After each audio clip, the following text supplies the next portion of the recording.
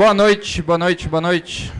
Gente, quem estiver em pé, já foram solicitadas novas cadeiras, o pessoal já está providenciando. Queria agradecer a presença dos alunos de jornalismo, também tem alunos de publicidade, curso em relações públicas, também estão aqui. Agradecer a presença dos professores e chamar já aqui para frente, já que não tem cadeira nem para descansar um pouquinho.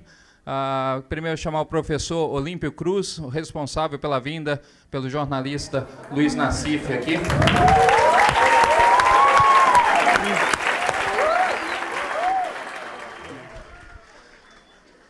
E também chamar o jornalista Luiz Nassif.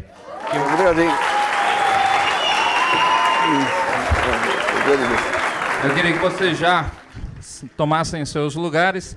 A dinâmica, gente, o professor Olímpio vai coordenar e o jornalista Luiz Nassif vai fazer uma palestra sobre o caso Veja.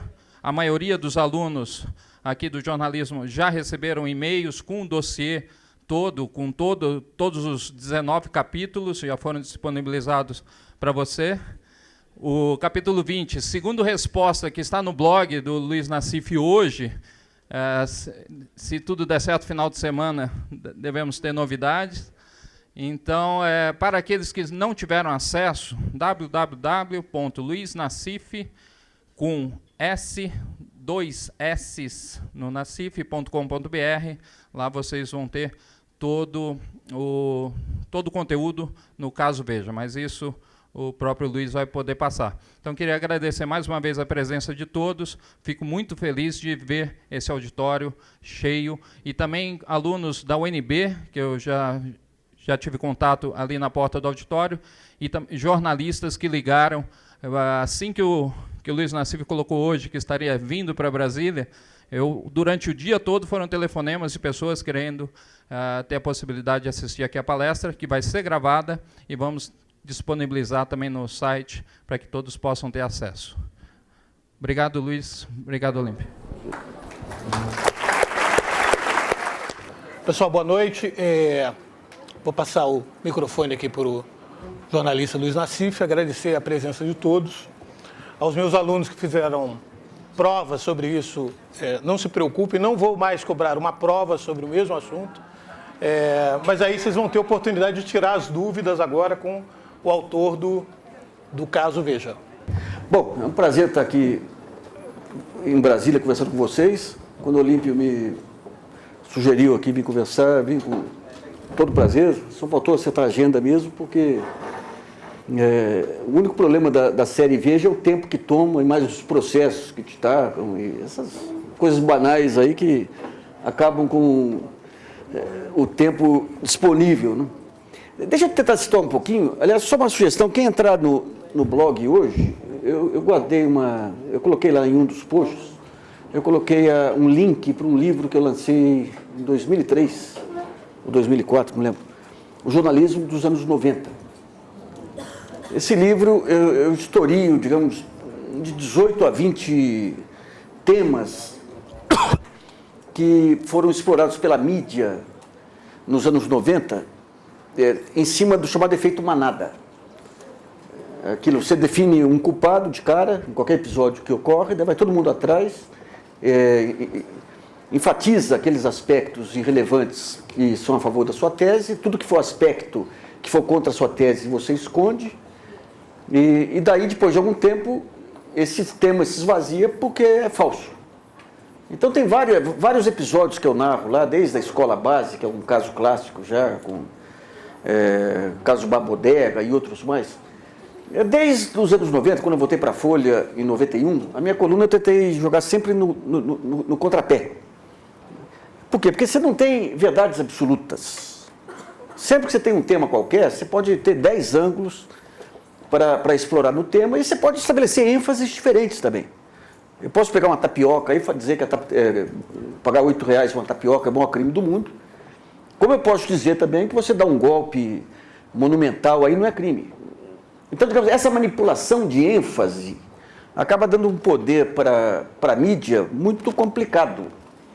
E foi algo que funcionou durante um certo período, porque antes da era internet, você tinha uma relação muito estática, muito parada com a imprensa.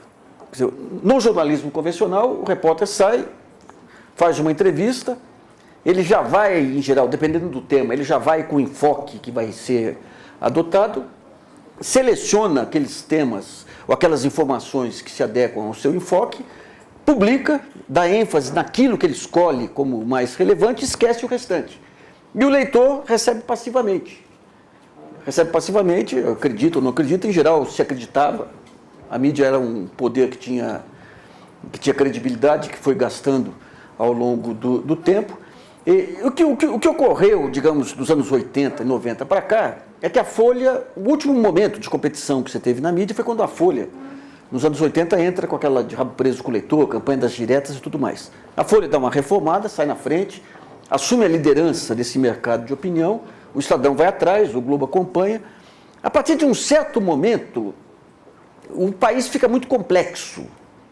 Fazer jornalismo fica algo complexo. Era muito simples fazer jornalismo nos anos 80.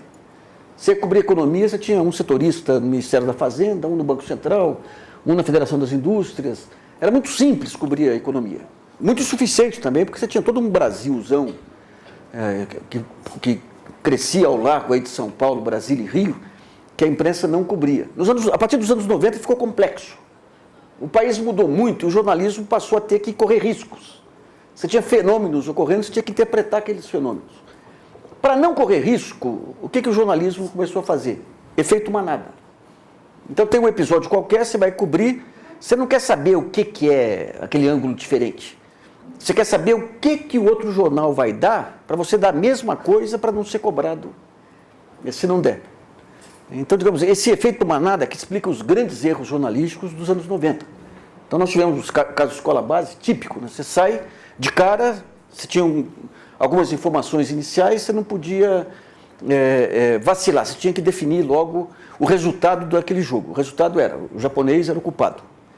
Então, e por que o repórter entra nessa onda de ir com a maioria, mesmo se ele souber que está errado? Porque no dia seguinte você vai ter para cada jornal uma pessoa que vai ler todos os jornais e vai comparar a cobertura. Então, se você, repórter, nós temos um defeito aí que o repórter, que é aquele que entra em contato com a notícia, em geral é o iniciante, devia ser o mais experiente. Então, se o repórter, que é iniciante, ou que não é sênior pelo menos, ele vai lá cobrir a notícia, se ele tiver certo, se ele tiver errado, junto com todos os outros, ele não é cobrado. Se ele falar, olha, aquele caso lá, você teve bacanal com criança de 4 anos. Se todo mundo disser isso aí, ele está absolvido. Se ele chegar e falar, pessoal, é um absurdo essa história de que teve bacanal com criança de 4 anos, ele é cobrado. Porque alguém vai chegar no dia seguinte e vai falar, por que você é o único que está falando isso? Você acha que você é o bom?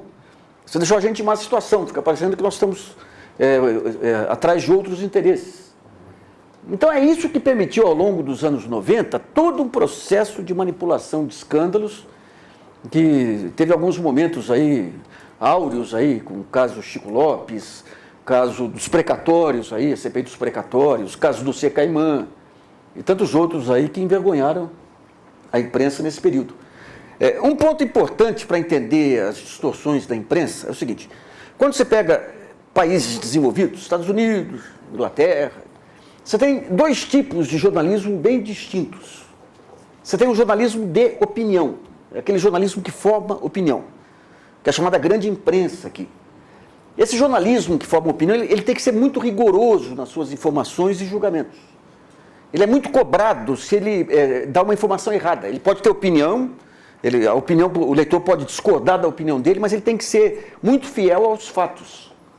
Você vê nos Estados Unidos, cada vez que sai alguma informação sobre manipulação de matéria e tudo, o concorrente já põe o canhão na direção do jornal que fez a falsificação, porque eles sabem que a credibilidade é um ponto fundamental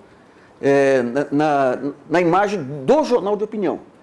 Então, o escândalo, a marketização da notícia, o carnaval, fica restrito à chamada imprensa sensacionalista. Essa divisão é muito nítida. No caso do Brasil, nós tivemos nos anos 90, nos anos 80, sai a ditadura e começa a aparecer um novo personagem brasileiro aí, que é a opinião pública midiática, aquele pessoal que segue os jornais que é o pessoal que faz a abertura da democracia, faz a campanha das diretas, é o pessoal que defende a abertura da economia e tudo mais. E quando você começa a criar uma opinião pública de país moderno, você tem um episódio que marca muito a imprensa brasileira de lá para cá, que foi a campanha do impeachment. A campanha do impeachment do Collor, até começar a campanha, talvez eu fosse o jornalista que o Collor mais detestava. Isso aí está no livro do Cláudio Humberto. Quando começou a campanha, eu pulei fora. Você começa um mês trazendo coisas, mostrando que o presidente estava cercado por pessoas suspeitas. Daí você passa mais um mês dizendo que o presidente era suspeito. E a campanha não acaba, porque a CPI continuava. Daí você passa um mês dizendo que o presidente era ladrão. Você chegou no máximo. Daí você tinha que produzir novidades, porque o jornalismo não adianta. Qualquer denúncia hoje, amanhã é velha. Então você começou a enveredar aqui em Brasília, principalmente por uma fantasia inacreditável, né? Que o Collor tinha supositório de cocaína, matava galo preto no porão do palácio, a mulher dele era sapatão. Não bastava ser uma perua convencional, tinha que ser... Porque isso aí nós chamamos, no jornalismo, do marketing da notícia. Você passa a tratar a notícia como um produto, então você quer dar aquilo que é mais atraente para o seu leitor. E daí você esquece o fundamental, que é a notícia ser verossímil e guardar relação com o fato narrado. Então isso levou nos anos 90 aí a muitos abusos. Vocês podem baixar o livro depois em PDF lá, que tem, eu narro esse histórico, esse negócio todo aí. A imprensa ela consegue, na campanha do impeachment, se transformar no maior poder do país. Ela derruba um presidente da República. E você tem até 95 a imprensa de opinião não crescendo. As empresas viram grandes empresas, as tiragens aumentam substancialmente, ser jornalista passa a ser um membro do poder, você tem poder de fuzilar, tudo em nome da democracia, em nome da transparência, você pode fuzilar quem você quisesse, porque você era absolvido em processos e tudo mais. A partir de 95 você começa uma queda da tiragem dos jornais de opinião, do jornalismo de opinião. Por quê? Porque você começa a confundir tanto jornalismo de opinião com a imprensa sensacionalista, que o leitor olha e fala, elas por elas eu prefiro ir para o jornal sensacionalista. Então você tem em todos os jornais, você pega a Folha, o Agora cresce a tiragem e a Folha cai. No Rio, o Extra sobe, o Globo cai. Então você começa a perder a presença aí da imprensa de opinião, passa a perder o peso. E passa gradativamente a perder credibilidade com essa sucessão de escândalos vazios que eu narro nesse meu livro aí. Em 99 nós tivemos um episódio complicado, que foi aquela mudança do câmbio. Muda o câmbio, as empresas entram em muitas dificuldades. Ao mesmo tempo que você estava tendo mudanças fundamentais na mídia, mundialmente. A entrada de novas tecnologias, essa mistura dos grupos de mídia, de entretenimento com mídia, as empresas de telefonia entrando nesse jogo. A tal da convergência digital bagunça a cabeça completamente dos nossos grupos de mídia. Porque apesar deles defenderem ferreamente a questão da competição e livre mercado, é o setor mais anacrônico que você tem hoje na economia. É um setor que não foi exposto à competição. É um setor cartelizado. Você pega 10, 12 anos, 13 anos, você tem lá aqueles mesmos jornais, mesmas revistas, a mesma emissora de televisão, sem estar submetido a uma competição. Então eles gostam muito de falar, com razão também, daquele tempo da reserva de mercado, esses industriais que só querem saber de uma mata, mas o setor de comunicação ficou um setor fechado, sem competição, não souberam competir. Então, quando começou a mudança tecnológica, começaram a entrar outros grupos. Mundialmente, você tem lá CNN, fechando com um estúdio, todo aquele modelo que você tinha de concentração, entretenimento, jornalismo e tudo mais, o pessoal que perdeu o rumo. E quando você entrou na era de internet e tudo mais, como eles não estavam acostumados com competição, não souberam como se comportar nesse modelo. E estavam ruins das pernas por conta da mudança cambial, que deixou todo mundo com um endividamento muito grande. É ali que começa, digamos, uma segunda etapa da deterioração da mídia, que se acentua nos últimos anos.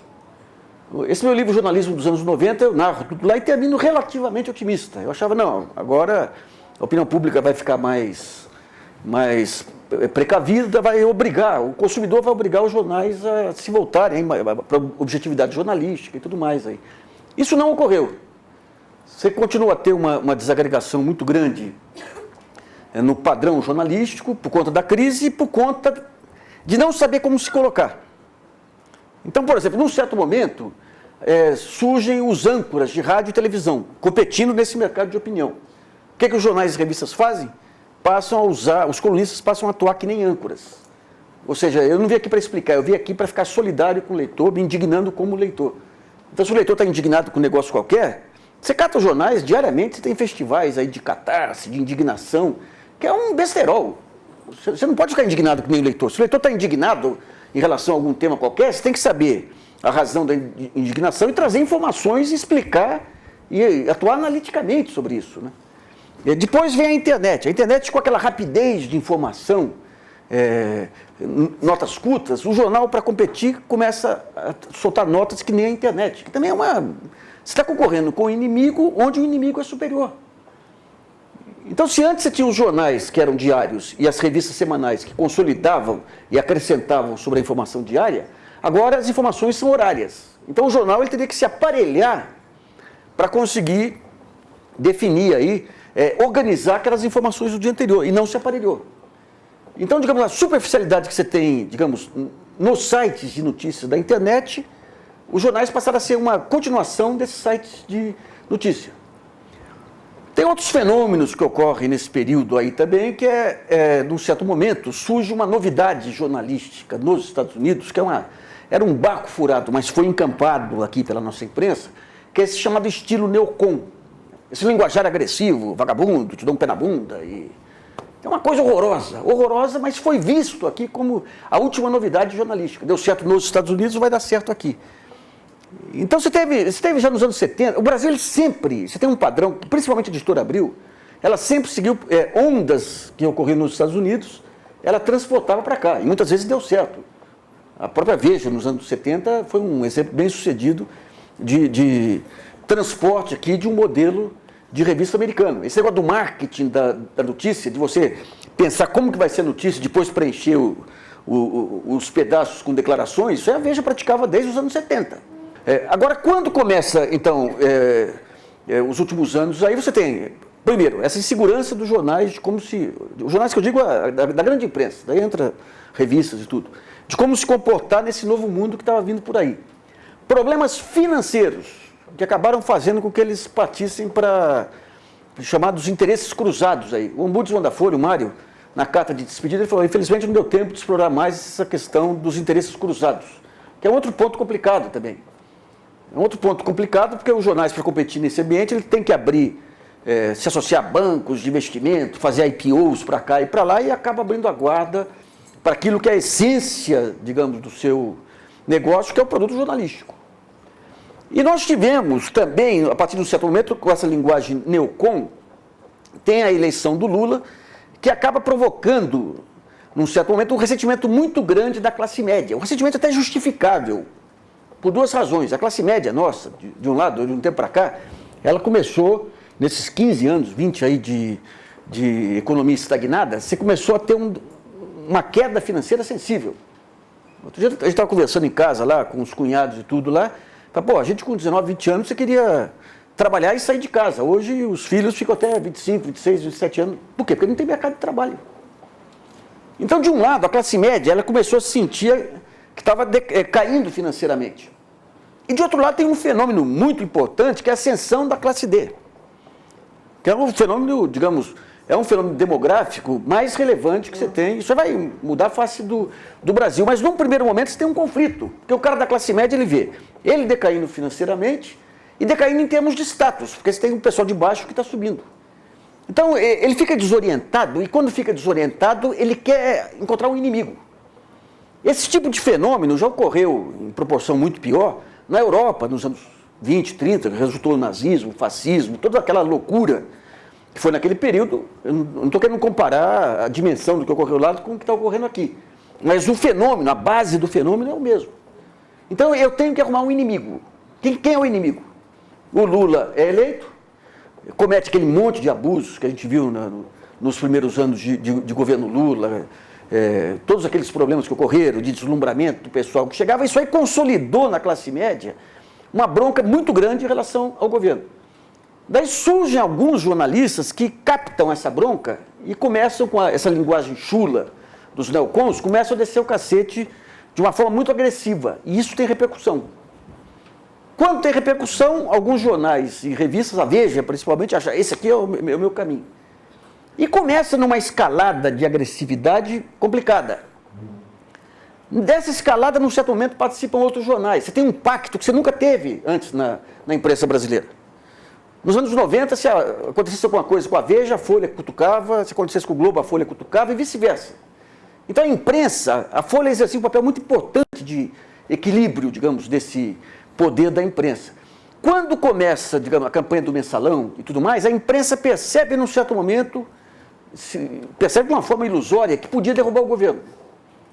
E daí vem aqueles sonhos, se eu derrubo o governo, eu resolvo todos os meus problemas, porque eu volto aos tempos de glória dos anos 90, os tempos do impeachment, volto a ser influente, volto a ser isso e aquilo, e começa uma guerra sem quartel, em que você fecha um pacto tácito entre a imprensa, o governo dando motivos, obviamente, e muita coisa sendo inventada, e quando você cria esse clima de macartismo, você passa a ter um poder fantástico, e é aí que a Veja entra e derrapa de vez.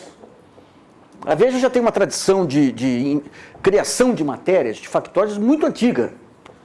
A Veja, você tem um caso famoso aí do Boi Mate, que está completando até 25 anos, agora esse mês.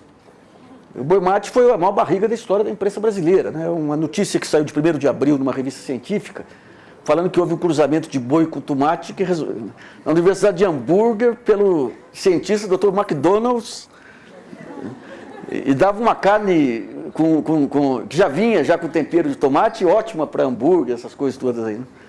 Isso aí, aliás, quem entrou nessa foi o atual diretor de redação, o Eurípides Alcântara. Ele pegou a matéria, falou, nossa, matéria fantástica. Daí mandou o departamento de arte desenhar um boizinho, mais um tomate, e criou o Boi Mate. Daí ele ligou lá para o correspondente da Alemanha, que era um sujeito muito rigoroso, falou, queria que você repercutisse isso. Ele falou, isso, eu acho que não é certo isso aí. Você não é pago para pensar, você é pago para cumprir a pauta. Daí pegou um repórter para repercutir junto a um professor da USP, de biologia da USP. E o repórter vai com a incumbência de trazer ele não vai para apurar se é verdade ou não. Esse que é o padrão Veja. Ele vai com a incumbência de pegar uma frase que ajudasse a completar aquela matéria. Daí chega para o professor e fala, professor, o que o senhor acha aí do cruzamento de boi com tomate? O professor fala, é impossível. E o repórter fala, o que eu vou fazer? Eu tenho que levar a frase para lá. Né? Não, mas, professor, suponhamos que fosse possível. E o professor falou, se fosse possível, seria a maior revolução da história da genética. Daí sai a matéria dizendo, segundo o professor X, é a maior revolução da história da genética. Então, digamos, esse padrão de você cria aquilo, você pega um produto e fala, o que dá impacto? Isso. E daí eu vou pegar frases simplesmente para preencher aquilo que eu quero, e eu não vou pegar nada que atrapalhe o que eu pensei previamente, porque o produto que eu estou oferecendo é esse. Então, isso aí, a Veja, ela a partir de um certo momento, ela casa, digamos, esse estilo ficcional dela, casa um outro aspecto, que é esses pactos com grampeadores, donos de dossiê e tudo, que é uma coisa que já vem dos anos 90 aqui, muitos abusos. Qualquer lobista vinha com uma fita gravada e virava manchete. É uma coisa maluca. Se você pegasse alguém e declarasse em juízo determinado fato, não dava notícia. Mas se viesse num grampo, já ganhava, é como se fosse verdade. Então a Veja casou esses pontos, ela descobriu essa linguagem neocon, essa agressividade desmedida, e tem um outro aspecto da Veja que gradativamente, cada diretor de redação, desde os anos 80, que substituía o anterior, era inferior ao anterior. Então, quando ela pega no meio desse terremoto, ela consegue assimilar, digamos, ser o porta-voz dessa bronca contra o governo Lula. A partir da bronca, ela cria um macartismo com ataques a todo mundo que chegasse perto. Um pessoal que assume uma publicação de 1 milhão de exemplares. Se algum jornalista criticar, atira nele. Se o Observatório da Imprensa criticar, atira nele. E começa com demonstrações de força inacreditáveis. A Maria Rita não quer dar entrevista exclusiva para a gente. Então faz uma matéria chamando ela de filha da Elis e dizer que ela tem um mensalinho da Maria Rita porque deu um iPod para jornalista, peraré. Eu tenho bronca com o Zé Miguel Wisnik, então diga aí que ele é um ala sem alça, isso aqui. Uma coisa inacreditável. Algo que vocês vão aprender na profissão de vocês é o seguinte, sempre que alguém dá demonstração de força, esse sujeito fica fragilizado na hora. O Disseu caiu quando ele demonstrou que ele era forte. O Sérgio Mota levou muito tiro quando o pessoal descobriu que ele era muito forte. Dentro de um ambiente democrático, e dentro, com as instituições funcionando e com a mídia funcionando, quando alguém começa a exorbitar, mostrar prepotência e arrogância, ele vira alvo. Isso ocorreu com o Collor. O Collor caiu muito mais por aquela postura dele lá do que por outras coisas. O próprio Fernando Henrique, grande parte da resistência que a opinião pública tinha ao Fernando Henrique era aquela postura dele imperial, de o país internacional e os adeptos da fracassomania. A Veja achou que seria sempre estilingue. Ela não percebeu que, a partir de um certo momento, essas demonstrações de poder absurdas iam criar uma resistência enorme em todo mundo. E, por alguma razão, perdeu o controle da Veja.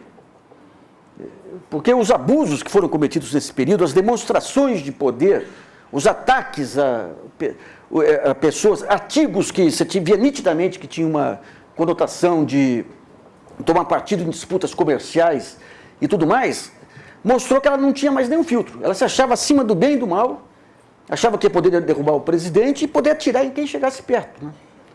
Então foi dentro desse quadro aí que eu comecei. Eu estava na Folha de São Paulo, eu recebi num certo momento aí do mensalão, eu fiz um conjunto de colunas mostrando que o Daniel Dantas era um dos financiadores do mensalão e tudo mais, daí eu recebi um tiro da Veja. Na época eu não entendi nada, a virulência do tiro, aquele negócio todo, aí deu para perceber que tinha alguma coisa fora de eixo lá. Daí eu saí da Folha alguns 6 meses, 5 meses depois, vim para os blogs e daí você descobre um outro mundo. Você descobre em outro mundo que os jornais não se deram conta. Ou seja, você faz um pacto entre os jornais e você acha o seguinte, nada do que nós demos vai acontecer. Tinha um lema de uma antiga revista aqui, aconteceu, virou manchete. Você tem um lema da imprensa, o seguinte, se não virou manchete, não aconteceu.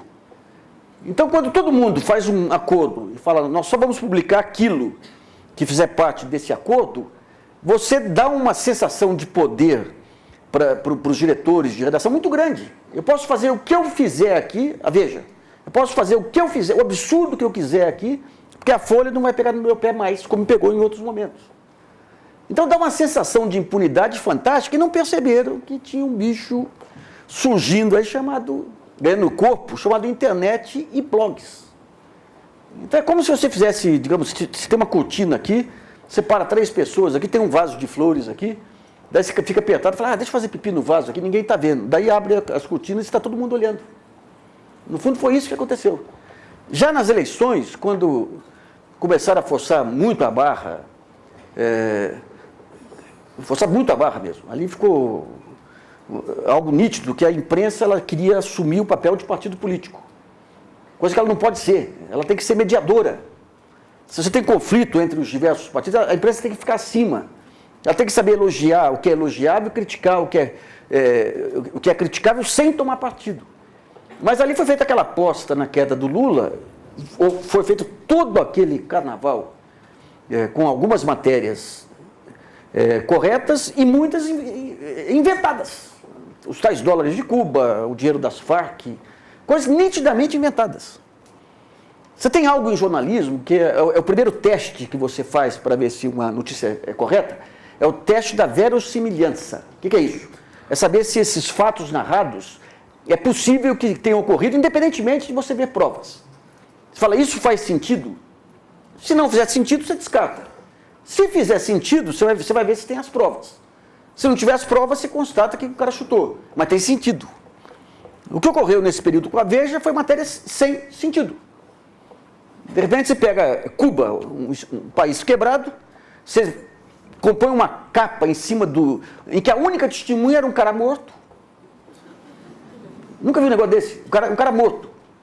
Daí você supõe que vem um dinheiro. Cuba tem uma tradição, o tempo que ela tinha dinheiro, tinha uma tradição de apoiar outros países com dinheiro. Você tem todo um know-how mundial hoje, através de doleiro, coisa mais simples do mundo. A Cuba tem umas trades lá no Panamá, manda fazer uma transferência através do doleiro X. Você, para fazer jornalismo e reportagem, você tem que ter uma noção de mercado financeiro, você tem que ter uma noção desses esquemas. Se você não tiver, você chuta. Então você monta uma matéria dizendo que vem dinheiro de Cuba. Você vê, um momento que você tinha ocorrido aquele caso Lunos, da Rosane Sanei. Acabou a candidatura dela porque encontraram dinheiro lá na sede da campanha dela. Você imagina, dentro daquele rolo danado, a campanha do PT entrando dinheiro que não acabava mais, porque o Lula já estava praticamente vitorioso lá. Você imaginar que vem um dinheiro de Cuba, através de um personagem aqui cubano, que é o mais conhecido deles aí, e o dinheiro guardado em garrafas de bebida. Tenta imaginar 1,5 milhão ou 2 milhões de dólares eram 4 caixas, eu acho. Em 4 caixas de bebida. Eu ia até fazer um teste, eu tenho 2 filhas pequenas, até ia fazer um negocinho com elas lá, pegar um monte de nota de R$1 e apostar quantas notas que elas iam conseguir colocar em garrafa. Uma coisa sem nenhum sentido. Daí essa encomenda passa pelo aeroporto de Brasília, assim de Polícia Federal, vem em direção a Congonhas, assim de Polícia Federal. Daí tem um problema qualquer, vai para Viracopos, de Viracopos vem para onde? Para a sede do PT. Logo depois do caso Lunos, ou seja, algo que não era verossímil. Isso aí vira manchete, isso aí vira capa. E daí a Veja entra num crescendo. Aquela capa com o pé no traseiro do presidente, perde a noção. Você entra num campo de catácia, aí num campo de baixaria, mas que nem notícias populares ousaria fazer, né? Só que como você tinha o pacto em torno dos jornais, você achou que todos os abusos seriam permitidos. Para o meu aliado eu permito tudo, né? Bom, era esse o clima que tinha quando eu resolvi escrever essa série sobre a Veja. A Veja ela passou a utilizar uma coisa também inédita em termos de imprensa. Ela contratou 2 pessoas com a função, uma delas já estava contratada e deu a função de atirar em quem chegasse perto. Um é um blogueiro, o outro é um colunista, e atirar em que termos? No mais baixo nível possível. Chega perto, se o Observatório da Imprensa faz uma crítica e fala, olha, eu pus uma marca do meu sapato na bunda rechonchuda do fulano de tal, que é um senhor de 70 anos. Que nem é. Então, digamos, esse tipo de baixaria que a Veja passou a utilizar, isso aí foge de qualquer parâmetro que você imagina em termos de imprensa, de opinião, no mundo. Não tem isso. Tabloide inglês talvez tenha. Então, eles passam a usar a internet para esse tipo de ataque desqualificador. Vários jornalistas de Brasília são atingidos assim. E por que isso? Porque eles sabiam que estavam fazendo um jornalismo porco, um jornalismo de 5ª categoria, e não queriam dar nenhuma chance para que jornalistas viessem e criticassem. Então, além desse pacto tácito entre redações, houve esse trabalho de intimidação. Ataca fulano de tal, ataca Beltrano, ataca ciclano. E o que aconteceu quando vieram os ataques? A imprensa se acovardou, não defendeu os seus. Então, isso você quebrou a espinha dorsal de qualquer pensamento independente em termos da mídia. Quando eu saí da Folha e comecei em blogs, tudo, deu para perceber primeiro o quê? Que você tinha um outro universo ali. Um universo crescente, mas já com uma capacidade de disseminar informação muito grande. Eu precisava passar um tempo até ganhar o domínio do blog. O que é ganhar o domínio da ferramenta? Não é apenas você colocar o comentário, é você interagir com o leitor, entender como que você cria o caráter do blog. Tem blogs aí que são... O cara ele quer aquele negócio de catarse, pode xingar todo mundo. Tem blog que você quer discussão. Então você tem que criar a comunidade e levantar coisas sobre a Veja. Essas coisas são as próprias matérias da Veja, né? As reportagens da Veja. Quando eu soltei a série... A Veja, em 8 meses, um outro ponto que eu fiz foi pegar minha família e acostumar, tentar preparar elas para as baixarias que a Veja ia cometer. Então tem esse blog é uma coisa inacreditável. Você te chama de frequentador de sauna, te chama de achacador, é uma coisa inacreditável. É coisa que você encontra de vez em quando em alguns botecos, assim, de madrugada, vem aquela pessoa com brincos e tudo assim, começa aquelas baixarias, é desse nível. Daí catei minha mulher, catei minhas filhas mais velhas, as mais novas, felizmente, não entendem direito isso, eu falei, olha, pode começar a acostumar, porque a hora que começar a série, a baixaria vai ser desse nível. Então foi um trabalho psicológico para preparar a família, porque eu sabia que não tem limite. Digo para os senhores, não tem limite. Quando você vai falar de Globo, Folha, Estadão, você pode ter... Eu tenho muitas críticas aí ao modelo editorial, mas tem limites. Limites simples, é o seguinte, você não pode difamar. Você não pode chegar num blog e colocar ofensas que você não coloca em bate-boca de boteco. Coisa simples. Daí fui preparando a família. Cada vez que eu dava uma cutucada, daí começou o ano passado um macaquismo terrível, campanha contra professoras da USP que estavam fazendo pesquisas com drogas, chamando elas de traficantes, aquela campanha contra os livros didáticos, uma coisa horrorosa, macaquismo da pior espécie, mas da pior espécie. Eu digo para os senhores, nem no tempo da ditadura eu senti um clima tão pesado, tão disforme quanto esse dos últimos anos. Daí fui juntando as informações, a família foi se preparando, e num certo momento eu falei, vamos soltar a série agora. Comecei a soltar a série, a Veja ficou sem reação, não sabia se me atacava, tentaram levantar coisas. A série foi muito importante pelo seguinte, quando eu solto a série, eles resolvem me processar. Quando resolvem me processar, a revista não pode mais cometer esses abusos de jogar notícia distorcida ou tentar transformar em escândalo o que não é escândalo. Então eles passaram a usar o blog para esses ataques. Daí fui soltando a série, tendo confiança que ia ter uma disseminação ampla por dois motivos. Primeiro que o sistema de blogs hoje é um sistema que é interrelacionado. Você solta uma coisa aqui, o outro repete ali, o outro repete acolá. E segundo, sabendo que o tema Veja era um tema que estava na garganta de muita gente, do pessoal mais esclarecido desse país. Vocês todos estão aqui, pode ter certeza que se não fosse Veja, vocês não estavam aqui não. Eu estava aqui tocando meu bandolim aqui com o pessoal de choro e tudo mais aí, né? E o que ocorreu nesse período foi isso, foi muito da série que eu... Quando eu comecei, eu não tinha os capítulos prontos, eu tinha o primeiro e o segundo. Muita coisa eu fui recebendo de leitores, muitas pesquisas os leitores me ajudaram e começaram a disseminar a informação. Então hoje eu tenho... A série tem 800 blogs linkados a ela. Se você entrar no Google e colocar Veja, o segundo link é da série. Por quê? Porque é um grupo de blogueiros aí, minha mulher que brinca que o exército das profundezas que surge assim, que nem aquela trilogia do Anel lá. Os blogueiros, eles têm um truque lá que se você colocar o nome, por exemplo, Veja, e colocar o link para a série, quanto mais links você colocar, mais você sobe no Google. Então, digamos, o apoio que eu tive foi esse. Então você vê que na imprensa saiu uma materinha, a matéria, aliás, falando desse movimento do Google Bomb, que chama, não teve uma nota sobre isso. A Veja, ela investiu contra mim no mesmo modelo, guardadas as proporções, da Igreja Universal contra a Folha, abriu 4 processos para tentar me exaurir financeiramente e em tempo também. Os jornais não deram uma linha e o tema hoje é um tema nacional por conta do quê? Da internet, dos blogs e da Veja. Bom, isso não era isso que eu queria para a gente começar a bater bola aqui e deixar a bola com vocês também. Muito obrigado pela atenção aí. E, gente, entrando no blog hoje do Luiz Nassif, tem lá uma pergunta, quem que vai pagar a vinda dele aqui?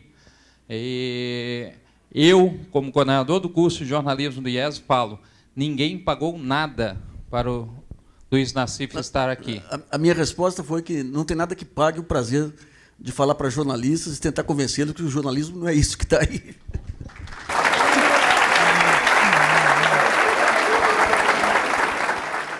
Então, eu queria as pessoas, como só tem um microfone, para não ficar correndo e ser uma pergunta de cada vez, as pessoas que quiserem fazer pergunta, ficarem aqui do lado, vamos fazer bloco de 3, pode ser, Luiz? Pode. Em bloco de 3 perguntas. Oi, eu sou a Maria Carolina, do 4º semestre. Você fala em alguns capítulos do caso Veja, da manipulação de dossiês, de fontes meio questionáveis. Eu queria saber o seu posicionamento sobre esse último dossiê que a Veja publicou, da Dilma. Qual é... Isso é um factoide, né? Um factoide, desde o primeiro momento... como você tem essa questão desse passionalismo, então, todo mundo da imprensa embacou com uma questão de espírito de corpo e de sobrevivência também. A pessoa que melhor escreveu sobre a falta de consistência dessa lista de compras aí foi o Mário Magalhães, que é o ombudsman da Folha, né? Então, o que você... Que era o ombudsman da Folha, acabou saindo aí, que era um ótimo ombudsman aí, né? Ali, então, o que você tem? Você solta... A Veja, ela recebe uma planilha com um conjunto de despesas do Álvaro Dias. Entra muito aí o conhecimento e a intuição que você tem sobre pessoas. Se fosse em outros tempos, a Casa Civil fala, não, o Dirceu pode ter amado algum negócio desse. A Dilma Rousseff, ela foge de rolo que nem o diabo da cruz. Você tinha algo da revista Veja, você vê 19 capítulos, que eu nem tinha contado. Grande parte dos capítulos mostrando que ela manipula. Ela pega dossiês, ela não é criteriosa para dossiês. De repente você pega uma lista que não tem nada que comprometa, mas nada que comprometa o governo anterior, mas nada. E joga como se fosse uma chantagem. A chantagem para quê? Para não ter uma CPI que está saindo.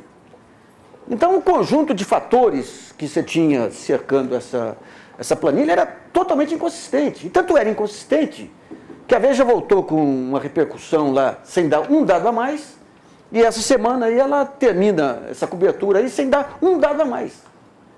Sabe? Então, agora, nesse factório, todo mundo mergulhou. Então, hoje você criou um clima de guerra suicida. Porque sai desse dossiê, o tal do dossiê aí, entra no caso da demissão do âncora da Radiobras, daí entra no caso do ministro, que é do PP, que fala que você tem que fazer política com obras. Ué, você não vai fazer política com obras, você vai fazer com quem?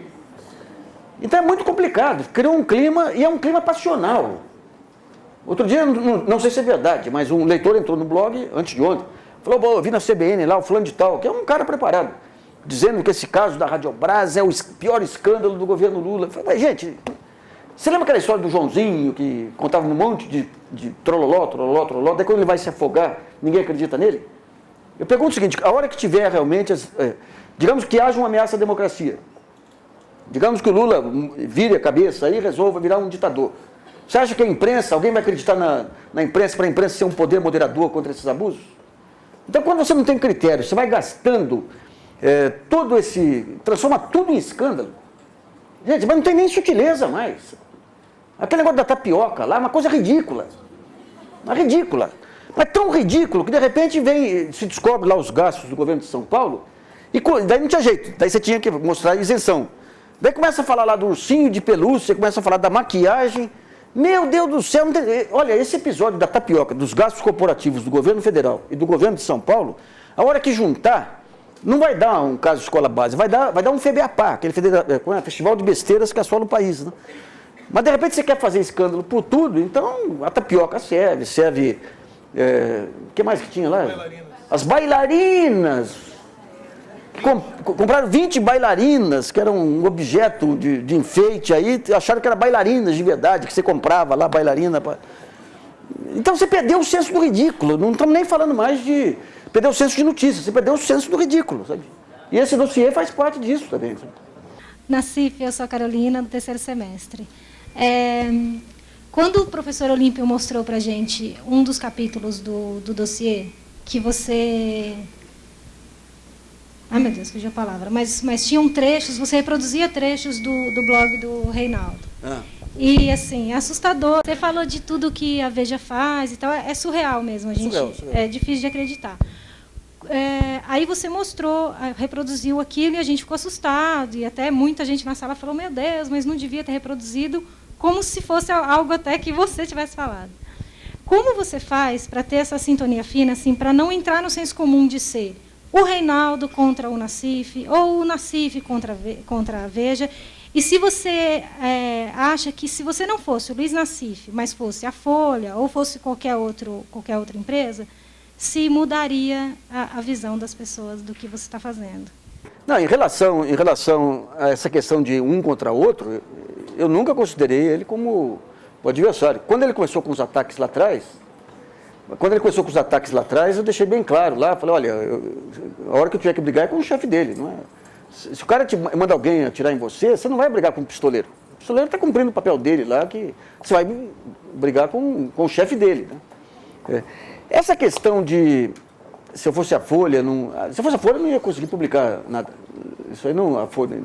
Em alguns momentos eu consegui fazer críticas pontuais a erros de imprensa, muitos erros da Folha. Eu tive muitos problemas aqui com a própria sucursal da Folha, aqui em alguns episódios dos anos 90, aí, sabe? Os precatórios foi um caso típico. Os precatórios, quando começou a cobertura aqui apontava tudo para um pequeno banco do Rio de Janeiro, e eu acompanhando lá de São Paulo, lendo o material, eu percebi que era o Maluf. Era Gilberto Miranda, eram os senadores, era uma coisa muito mais ampla. O banqueiro era um mero testa de ferro, lá na fase final do processo, né? Eu tive problemas aqui enormes, inclusive eu tive até uma pequena pinimba com o Franklin, que era editor do Globo na época lá, porque as repórteres ficavam indignadas de alguém de fora me invadir a área. Eu vou dar um exemplo, o seguinte, talvez se eu publicasse numa revista, eu resolvi publicar em blog.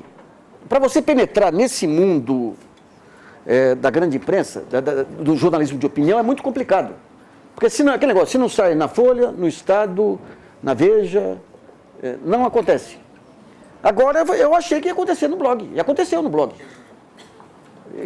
No blog, qual a diferença em relação ao que eu teria escrito na Folha? Jamais eu teria tido a liberdade que eu tive para... O blog, você é dono do seu nariz. Você tem que ser responsável por aquilo que você escreve, obviamente, mas não tenha os interesses específicos entre empresas, não entra no jogo, né? Agora, eu acho que eu consegui, com o blog, entrar nesse mercado de opinião, principalmente em função da resistência geral que tinha contra o jornalismo da Veja, sabe? Eu não sei se era isso que você tinha perguntado. É isso? Então tá bom. Boa noite. Eu queria saber de que forma você pretende se defender, você que está no papel de atacado, né, pela imprensa, queria saber de que forma você pretende se defender disso e o que você pode dizer para uma pessoa, por exemplo, um cara que não é jornalista, que está sofrendo ataques, como ele poderia se defender disso e de que forma isso contribui para uma imprensa livre sem estar arraigada com esses conflitos de mercado. Tá. Não, quando você recebe um ataque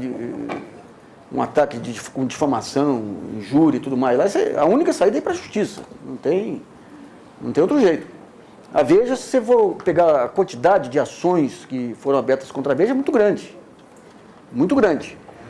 Se você for pegar as condenações da Veja, muitas condenações. Se for pegar o valor das condenações irrisórias. Tem uma entrevista do Roberto Tivita que ele deu para aquele jornalista e companhia lá, onde ele analisa a relação custo-benefício, sabe? Não, os advogados estão agora orientando para o pessoal. Você não estava orientando para ser menos injurioso ou calunioso. Estava orientando para fazer de tal jeito que não ficasse tão suscetível às ações, né? Então, digamos, eles entraram com uma ação, é um direito deles. Só que o que eles fizeram foi o que a Universal fez com a Folha. Entraram com 4 ações. Cada ação tem um custo. Você tem que pagar o advogado na entrada, na saída, você leva tempo para você juntar. Então, o que eles quiseram fazer foi isso. Coloca um blogueiro com todas as baixarias possíveis, você vê. As ações são em relação a notícias que saíram em blogs. Então, eles acham que o blog tem eficiência para poder atingir a imagem da revista. E coloca um blogueiro para baixaria monumental. E é uma briga, digamos, eu jamais entraria nesse estilo de catarse, de escatologia do blogueiro. Mas o blogueiro, ele pode me atacar, como o outro, Mainardi e outros aí fazem, porque abril garante. Aí entra uma diferença de poder econômico monumental. Você pode atacar porque eu garanto, aqui se você for condenado eu banco. Faz uma relação custo-benefício, o que eu ganho com esses ataques? Eu fico super poderosa. Super poderosa. Eu fico temido aí por empresários, por juízes, por jornalistas. O que eu perco? Se perder 50 mil reais aqui, eu banco. Então, eu diria o seguinte, quando você entra, a sentença do juiz não é para dar dinheiro para a vítima, é para evitar a repetição desses ataques. Só que no caso da Veja não aconteceu. O que ela ganha com esses ataques é muito mais do que o que ela paga. Então, quando se discute hoje lei de imprensa e tudo, fala em liberdade da imprensa, nós precisamos rever isso aí. Você tem uma coisa que é a liberdade de imprensa frente aos poderes e tudo mais, mas você tem outra coisa que são os abusos da imprensa frente às pessoas físicas. Como é que fica? O sujeito tem casos lá, o cara lá de Itaipu que foi acusado de ser ladrão, fulano que foi acusado disso.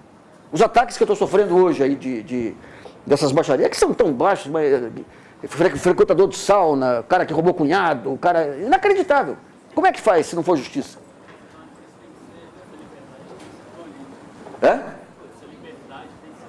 A justiça tem que estabelecer esse limite.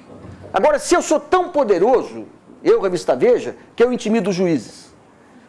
Se eu faço uma denúncia furada contra o presidente do Tribunal X, lá só para intimidá-lo, como é que fica? Então você vê que a imprensa hoje, a Veja, o papel que ela se coloca hoje, é como um poder acima dos poderes. Por exemplo, ela quando começou a ameaça dessa CPI da Veja aí, que nem eu acho que seja o caminho. O que ela fez? Ela fez uma capa supostamente defendendo o Supremo Tribunal Federal, sobre os grampos do Supremo, que era uma capa manipulada, era um cozidão. Era um cozidão. Então é o seguinte, se eu não tenho limite para atingir, eu posso atingir quem eu quiser, posso fazer campanha sistemática, posso mentir, porque as sentenças não me afetam financeiramente. Os outros jornais não têm coragem, não têm caráter para poder denunciar os abusos que eu faço. Os outros jornalistas estão intimidados, porque se eu atacá-los, os seus jornais não vão defendê-los. Então eu fico com o poder de matar. Quem vai segurar isso aí? Tem que ser o Poder Judiciário, mas tem que ser multas aí proporcionais à capacidade financeira da empresa, senão não desestimula. Continuam os abusos. Né? Queria agradecer também a presença do pessoal de cinema e mídias digitais, que eu não tinha falado no início. Eu sou a Alana, do 3º semestre de jornalismo. Eu queria perguntar o seguinte, na sua entrevista da Fórum, você termina a entrevista dizendo o seguinte, e eu faço uma aposta com vocês aqui, até o fim do ano, Eurípides Alcântara e Mário Sabino não serão mais diretores da Veja. Assim, até onde eu estou acompanhando, a Veja ainda não se manifestou em relação ao caso. A única manifestação é do Diogo Mainardi e do Reinaldo Azevedo no blog. E eu queria saber por que você afirmou isso, assim. Olha, é uma aposta que eu estou fazendo na inteligência da Abril e do Roberto Tivita. Se eu perder a aposta, não é problema meu, né? Porque é impossível, depois de ver tudo que foi feito lá, depois de ver, se mantiver, só pode dizer 2 palavrinhas, bem feito. Só passar aqui, a entrevista citada, essa de capa da Caros Amigos, e também a revista Fórum, também a reportagem de capa sobre o caso Veja. Gilson. Boa noite, é um prazer poder conversar com você hoje à noite. Meu nome é Gilson, sou do 3º semestre de jornalismo. Essa noite você não, se eu não me engano, você não falou sobre o Ali Camel, mas no blog a gente lê sobre ele. Então esse tripé do Ali Camel pela Globo, Veja, com Reinaldo Azevedo e o Otavinho na Folha, se isso soa assim como uma conspiração já planejada, ou se isso é uma coisa que ocorre fora disso. Outra coisa é com relação a essa defesa jornalística, porque, de um lado, eu estou vendo eles 3, né? E não estou vendo ninguém do lado de cá, que seria do seu lado. A única defesa que eu vi antes de saber do assunto foi uma com Juca Kfouri na CBN e o Observatório da Imprensa. Deixa eu colocar, não tem, na verdade não é uma conspiração. O que você teve no certo momento, uma outra característica aí desses últimos anos, é que como as empresas jornalísticas ficaram muito complexas e tiveram muitos problemas, houve uma delegação de poderes para uma nova geração de dirigentes que chegaram aí. E aí calhou você criar uma panelinha. Eu não colocaria o Otávio nisso, mas eu colocaria o Sabino, obviamente, o Camel.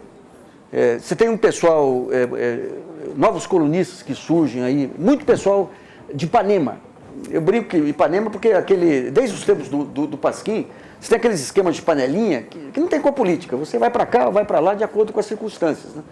E daí eles entraram num processo de autolouvação que eu nunca vi coisa igual. Você cata os artigos do Camel, o Camel elogia Mainardi, que elogia Sabino, que elogia isso, que elogia aquilo. Eu nunca vi coisa igual. Isso aí você tinha alguns princípios básicos, é o seguinte, se eu tenho um espaço aqui, eu não posso usar para autopromoção e não posso fazer essas barganhas de promoção. Então, quando você pega a Veja, por exemplo, a Veja fez artigos, mas destruindo, achando que destruía, né? O Silvano Santiago e o Davi Arrigussi, 2 dos maiores críticos brasileiros. Fez esculhambando o Zé Miguel Wisnik. Você pega todos os grandes intelectuais, eles esculhambando. E quem são os gênios intelectuais que existem agora? O Ali Camel. E o Mainardi, que é apresentado como oráculo de, não sei de onde, de Ipanema, ou do Leblon. É inacreditável um negócio desse. E o Sabino, ele faz um livro, ele pega o subordinado dele e fala, você vai fazer a resenha do livro. Daí o subordinado fala, o livro é uma maravilha. Daí o Sabino, ele que edita lá. Então ele coloca lá a foto dele com aquele ar pensativo dos grandes pensadores da humanidade e tudo mais, se elogiando. Daí lança o livro, faz um acordo com a Record, que põe cartaz de rua, o livro não vende. 3 semanas depois, o que ele faz? Pega a seção dos mais vendidos da Veja e diz o seguinte, não, a partir de agora, crônica não é mais ficção, passa a ser não ficção. E tira da lista de crônicas, ali a Luft, Luiz Fernando Veríssimo, um monte de campeões. E daí o que acontece? A conta não fecha. Daí ele tira a editora Nobel. Daí, depois de tudo isso, o que acontece? O livro dele entra em 10º lugar. Então, isso é algo inédito que você tem em termos de imprensa. Você pega, por exemplo, jornais nos Estados Unidos, na Inglaterra, se um jornalista lança um livro, ele não é resenhado no jornal. Ele não é resenhado para que o leitor não ache que haja algum benefício. Ali não, o cara dá para o subordinado fazer a resenha. Depois sai o livro do Camus e fala, o Camus é um gênio, o último gênio da humanidade, pararé. Daí repercute no outro blog, daí o outro fala daqui. Então você criou uma panelinha ali, uma panelinha de pessoas que não se conformaram apenas em ser diretores. Eles quiseram ser a nata da intelectualidade com aquele nível. Então esse é um outro aspecto também que foi extremamente chocante desse deslumbramento com o poder. Por exemplo, o Camus, ele escreve um negócio qualquer, descendo o cacete lá no Globo. Daí o presidente, contra o Bolsa Família, o programa mais bem sucedido em termos sociais que você tem hoje aí. Daí o presidente reclama tudo, daí ele fica deslumbrado, porque o presidente respondeu a mim, pereré. O Sabino é a mesma coisa. O Mainardi, quando a Hebe disse que ele era uma gracinha, ele ficou encantado, rapaz. O Fernando Henrique, que é um grande gozador, ele perguntou qual o time do o Fernando Henrique torcia, e o Fernando Henrique falou, poxa, olha, essa pergunta, a primeira vez que uma pessoa me faz uma pergunta dessa. O cara encara como elogio e coloca na crônica dele. Então casou, digamos, de ter uma geração. Se você pegasse os grandes capitães aí de redação antes, Evandro Carlos de Andrade, Cláudio Abramo, tudo, eram pessoas que tinham luz própria, mas eles não entravam na linha de frente. A própria Globo tem lá o Schroeder lá e outros lá que são profissionais competentes e tudo, que não vão para a linha de frente. Mas de repente você faz um pacto entre esse pessoal de autoelogio, de tentativa de levantar, de transformar em intelectual, que é, mais uma vez, abuso de poder, né?